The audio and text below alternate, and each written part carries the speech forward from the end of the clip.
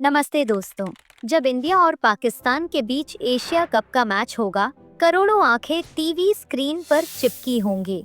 Toss के लिए हमारे कप्तान सूर्य कुमार यादव और पाकिस्तान के कप्तान सलमान अली आगा मैदान पर आएंगे।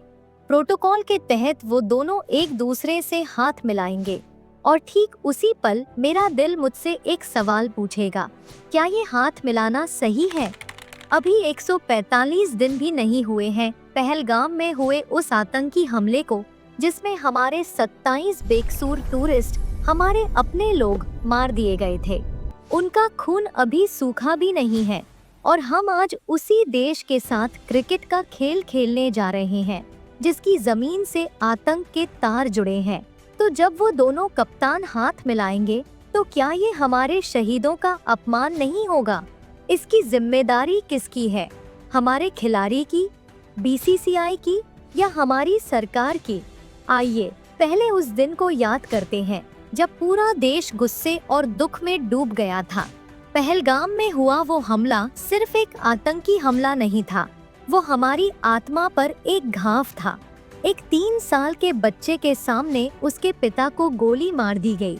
चुन चुन कर, पहचान कर लोगों को मारा गया। उस हमले के बाद देश में एक अभूतपूर्व गुस्सा था और हमारी सरकार ने उस गुस्से को एक्शन में बदला। सालों पुरानी सिंधु जल संधि कैंसिल करके उन्हें वापस भेजा गया। बॉलीवुड में पाकिस्तानी कलाकारों पर फिर से बैन लग गया और फिर 7 मई की रात को हमारी सेना ने ऑपरेशन सिंदूर को अंजाम दिया, जिसमें बॉर्डर पार कई आतंकी ठिकानों को तबाह कर दिया गया। पूरे देश में एक जंग का माहौल था। ऐसा लग रहा था कि इस बार हम इस बिगड़ैल पड़ोसी को सबक सिखाकर ही रहेंगे। फिर अचानक युद्ध विराम की घोषणा हो जाती है।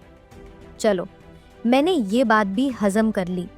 शायद एक भिखारी कंगाल देश से लड़कर हमें कुछ नहीं मिलता। हम दुनिया की चौथी सबसे बड़ी अर्थव्यवस्था हैं। युद्ध से हमारा ही ज्यादा नुकसान होता।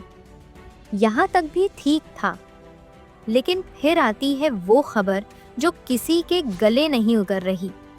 एशिया कप में इंडिया और पाकिस्तान का मैच। जब दोनों देशों के बीच इतना तनाव था, तो ये उम्मीद की जा रही थी कि भारत एशिया कप का पूरी तरह से बहिष्कार करेगा और ऐसा करना बीसीसीआई के लिए बहुत आसान था। क्यों? क्योंकि एशिया कप से बीसीसीआई को 1 रुपए का भी फायदा नहीं होता। इस टूर्नामेंट से जो भी पैसा आता है, वो ओमान, हांगकांग और नेपाल जैसे छोटे क्रिकेट बोर्ड्स में बांट दिया जाता है, ताकि वहां क्रिकेट जिंदा रह सके। बीसीसीआई ये टूर्नामेंट एक तरह की चैरिटी या कॉर्पोरेट सोशल रिस्पॉन्सिबिलिटी के तौर पर खेलता है। लेकिन हुआ क्या? एशिया कप का शेड्यूल आता है और पता चलता है कि भारत पाकिस्तान के साथ 1 नहीं, 2 नहीं, बल्कि शायद 3 मैच खेल सकता है।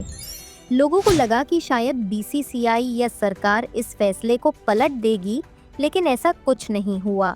बल्कि सरकार ने एक बयान जारी कर दिया कि हम पाकिस्तान के साथ द्विपक्षीय सीरीज नहीं खेलेंगे, लेकिन मल्टीनेशनल टूर्नामेंट में खेलते रहेंगे। ये एक कड़वी सच्चाई है। हम चाहें या ना चाहें, क्रिकेट की दुनिया में पाकिस्तान को आज भी कई बड़े देश सपोर्ट करते हैं। England, Australia, New Zealand, south Africa, ये सभी देश पाकिस्तान के साथ क्रिकेट खेलते हैं। अगर सिर्फ भारत खेलना बंद कर देगा, तो इससे पाकिस्तान को ज्यादा फर्क नहीं पड़ेगा। दुनिया में ये संदेश जाएगा कि ये सिर्फ भारत और पाकिस्तान का आपसी मसला है। पाकिस्तान को वैश्विक स्तर पर अलग थलग करने के लिए हमें इन सभी देशों को अपने साथ लाना होगा, जो हम अभी तक नहीं कर पाए हैं। भारत 2036 में ओलंपिक खेलों की मेजबानी के लिए दावेदारी पेश कर रहा है। ये हमारे देश के लिए एक बहुत बड़ा सम्मान होगा। ऐसे में अगर हम एक मल्टीनेशनल टूर्नामेंट में किसी एक देश के साथ खेलने से मना करते हैं, तो अंतर्राष्ट्रीय ओलंपिक समिति (IOC) में हमारी छवि खराब हो सकती है। हम पर खेल में राजनीति लाने का आरोप लग सकता है और ये हमारी दावेदारी को कमजोर कर सकता है। मान लीजिए कल को 2027 के क्रिकेट वर्ल्ड कप के फाइनल में इंडिया और पाकिस्तान पहुंच जाएं, तो क्या हम ये कहकर मैच छोड़ देंगे कि हम पाकिस्तान के साथ नहीं खेलेंगे? क्या हम वर्ल्ड कप की ट्रॉफी पाकिस्तान को थाली में सजाकर दे देंगे? नहीं, कोई भी भारतीय ऐसा नहीं चाहेगा। तो अगर हम वर्ल्ड कप फाइनल खेल सकते हैं, तो फिर एशिया कप का एक लीग मैच खेलने में क्या हर्ज है? ये थी वो दलीलें जो दिमाग से सोची गई हैं। प्रैक्टिकल है। क्या ओलंपिक की मेजबानी हमारे उन शहीदों के सम्मान से बड़ी है जिन्होंने देश के लिए अपनी जान दे दी? और सबसे बड़ा सवाल, उन माँओं, बहनों और बच्चों का क्या जिन्होंने पहलगाम में अपनी आंखों के सामने अपनों को मरते हुए देखा? क्या उन्हें वर्ल्ड कप की ट्रॉफी चाहिए या उन्हें इंसाफ चाहिए? जब एक खिलाड़ी मैदान पर उतरता है तो वो सिर्फ एक खिलाड़ी नहीं होता, वो हमारे देश का तिरंगा होता है। बीसीसीआई दुनिया का सबसे अमीर और सबसे ताकतवर क्रिकेट बोर्ड है। अगर वो चाहे तो वो क्रिकेट की दुनिया में अपनी बात मनवा सकता है। वो दूसरे देशों पर भी दबाव बना सकता है। कमेंट्स में मुझे ज़रूर बताइएगा, क्या आप ये मैच देखेंगे? धन्यवाद। जय हिंद।